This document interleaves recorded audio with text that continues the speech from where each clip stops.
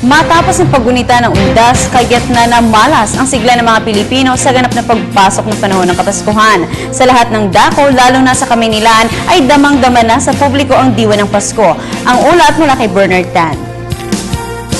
Ramdam na sa simoy ng hangin na talagang malapit na ang isa sa pinakamahalagang araw sa buong mundo, ang araw ng Pasko. Ilang tulog na lang bago ang pinakaabangang araw na yan.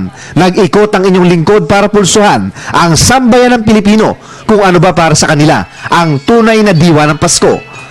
Para sa tricycle driver na si Mang Orly, kahit medyo hirap, mamasada, dama raw niya na talagang malapit na ang Pasko.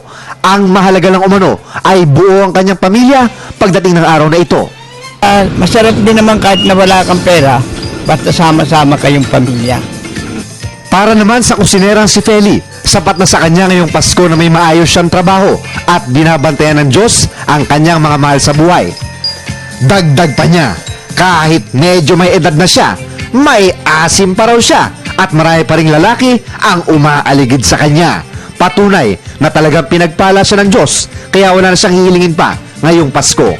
Nagpapasalamat ako sa Diyos nga walang mga sakit kami.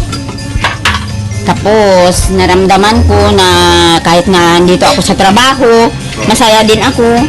Kaya mga anak ko nag-aaral. Ayon naman sa binibining si Zay, hindi naman talaga kusang bumabagsak sa langit ang grasya. Dapat umanong magtrabaho at magbanat ng buto ang bawat isa para kumita. Nagpapasalamat nga siya sa poong may kapal at binigyan siya ng bagong trabaho bago ang Pasko. Ito pong trabaho kasi bago lang po ako dito. Ilan lang sina Mang Orly, Aling Feli at Zay sa mga Pinoy na nagsasabing wala sa pera o anumang material na bagay ang tunay na diwa ng Pasko.